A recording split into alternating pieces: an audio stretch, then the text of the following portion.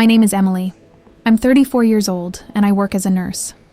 Last month, I attended my stepsister's wedding reception. I wore a simple navy dress and tried to stay in the background.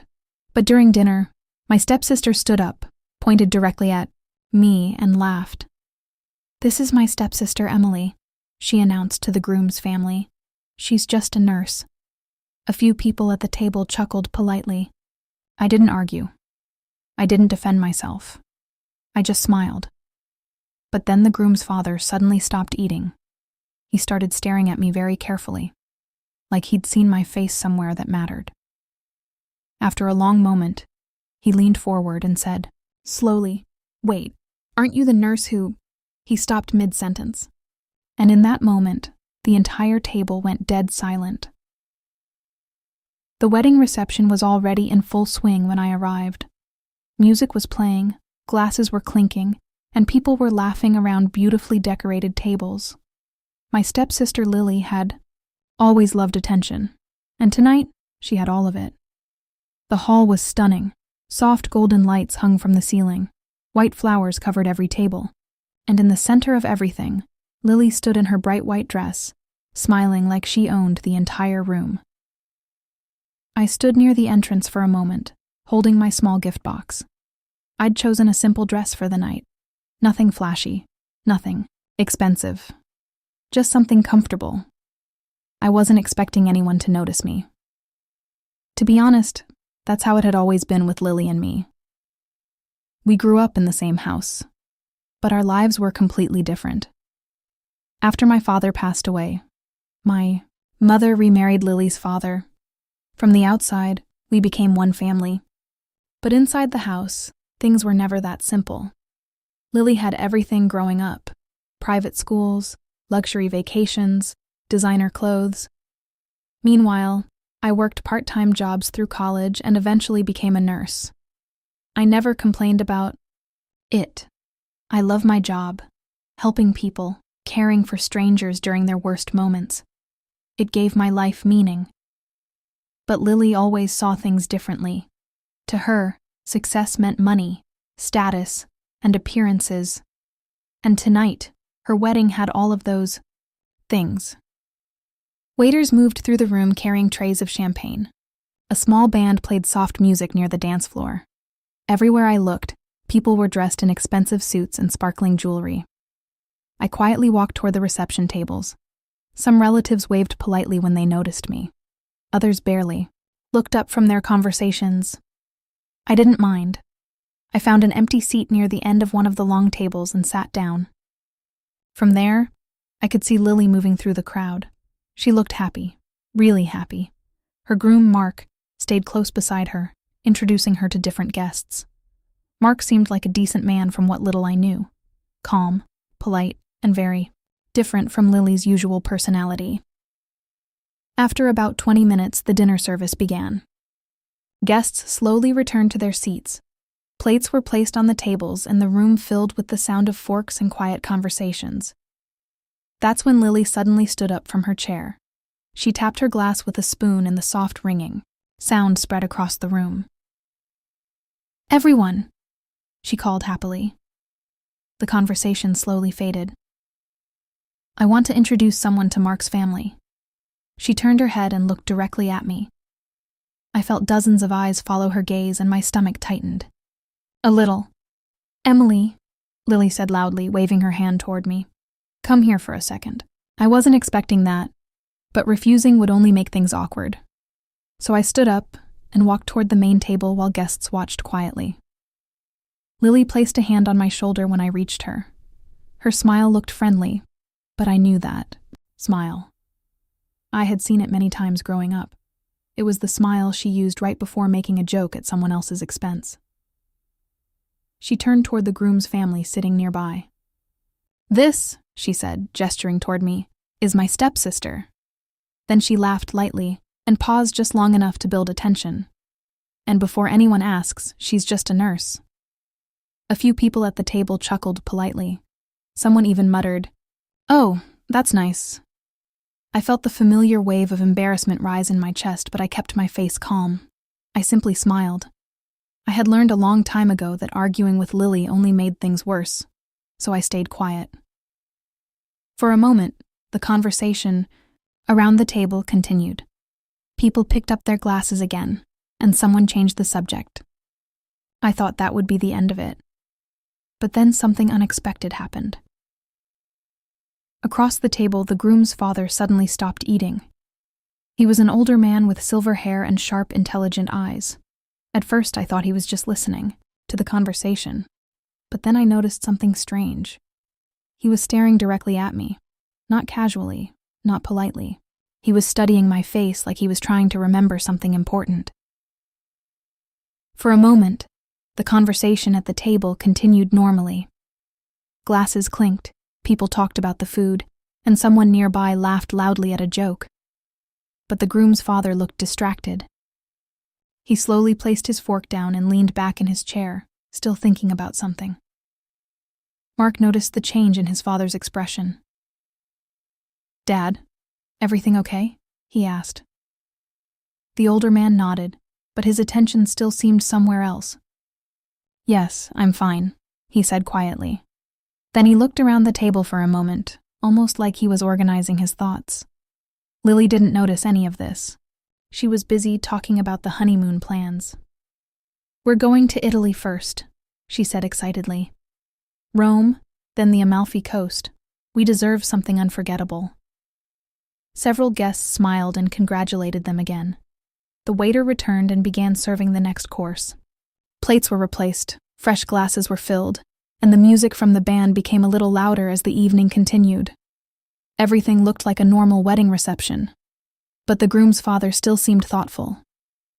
After a moment, he turned slightly toward Mark again. "Son," he said quietly. "What did she say her stepsister's name was?" Mark glanced toward me. "Emily." The older man repeated the name slowly. He seemed to test the name in his mind like it was connected to an old memory. Lily laughed lightly. "Oh, don't worry about Emily," she said with a playful smile. "She spends most of her life inside hospitals." More polite chuckles came from a few guests, but the groom's father didn't react to the joke. Instead, he turned slightly toward me, not accusing, not suspicious, just curious. For a moment, he looked like someone searching through old memories. Then he spoke slowly. "I'm sorry," he said politely. "Have we met somewhere before?" The question caught me off guard. I shook my head slightly. "I'm not sure," I replied. "I meet a lot of people through work." He nodded slowly, thinking. "That makes sense." He looked down at the table again. For a moment, it seemed like he was about to say something else, but he stopped like the answer was still just out of reach. Across the table, Mark leaned closer to his father. "You really think you recognize her?" he asked quietly. The older man shrugged. "I don't know," he admitted. "There's just something familiar." Lily waved her hand dismissively. "Oh, please," she said with a laugh. "Emily's not famous." A few guests smiled awkwardly, but this time the laughter felt forced because the groom's father was still thinking. He rubbed his chin slowly, then looked back at me again. Not intensely this time, just thoughtfully. "Strange," he murmured. "I feel like I've seen you during a very important moment in my life." The table grew a little quieter. Even Lily stopped talking for a second, but before anyone could ask more questions, the band suddenly started playing a louder song.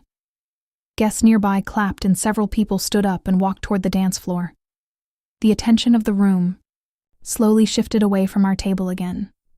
Lily quickly stood up as well. "Perfect," she said cheerfully. "Time for dancing." She grabbed Mark's hand and pulled him toward the dance floor. Other guests followed. Within a few minutes, most of the room was focused on music, laughter, and dancing. But the groom's father stayed seated for a moment longer. He looked at the dance floor, then back at me, still thoughtful, still searching his memory. Finally, he stood up slowly and said something that made my curiosity grow even stronger. "I'm sure of one thing," he said quietly. We definitely met. Somewhere important. Then he walked toward the dance floor to join the others. And for the rest of the evening, I kept wondering what moment he was trying to remember. The music in the hall grew louder. Guests were laughing, dancing, and raising their glasses. For a while, the strange moment at the table seemed to fade away.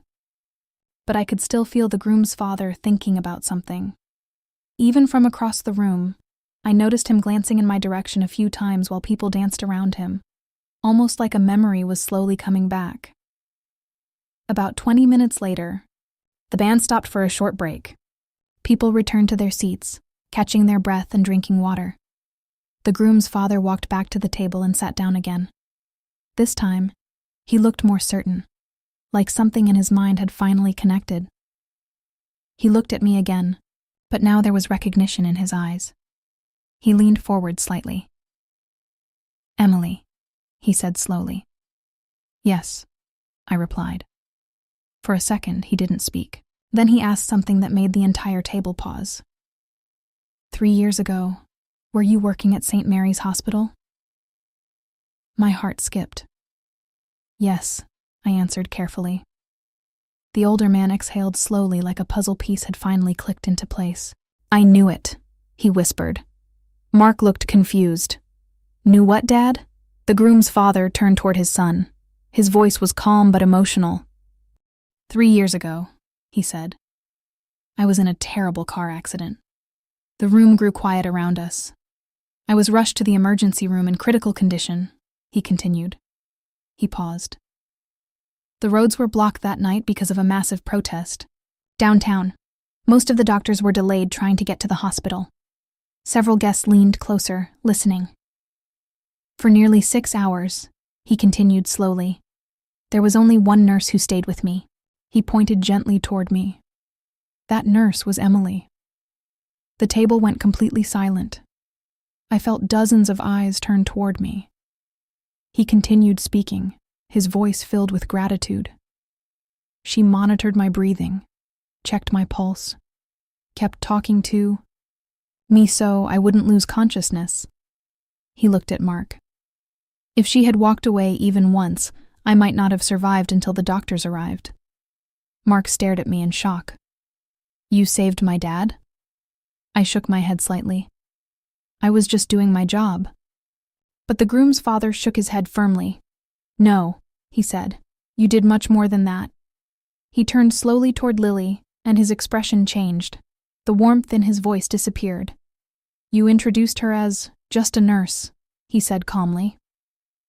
The room was silent now. No one left. No one moved. You shouldn't say just a nurse about someone who saves lives. Lily's face turned pale. For the first time that evening, she had nothing to say. The groom's father looked back at me. If it wasn't for you, he said quietly, I wouldn't be sitting here today watching my son get married. Mark stood up from his chair and walked around the table toward me. Then he extended his hand. Thank you, he said sincerely. I mean that. Some of the guests began whispering softly. Others looked embarrassed about laughing earlier. One older woman near the table even shook her head at Lily disapprovingly. I suddenly felt very uncomfortable being the center of attention. So I smiled politely. Like I said, I was just doing my job. But the groom's father spoke again.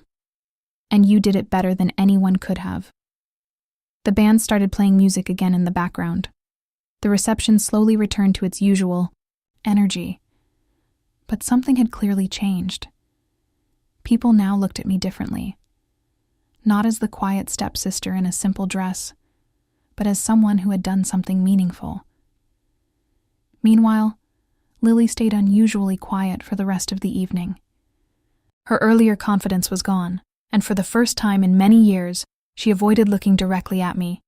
Sometimes the loudest moments in life don't come from revenge. They come from quiet truth finally being seen. And that night, an entire room learned something important. Never underestimate someone just because of their job, especially when that job is saving lives.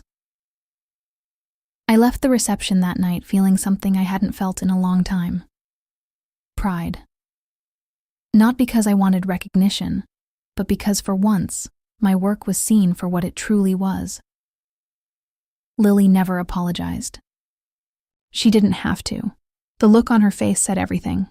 For the first time, she understood that the value of a person isn't measured by their salary or their status. It's measured by the impact they have on other people's lives. The groom's father walked me to my car that night. "Emily," he said, "thank you. For everything. Not just for that night 3 years ago, but for continuing to do what you do. The world needs more people like you." I drove home that night with tears in my eyes. Not sad tears. The kind that come when you finally feel seen.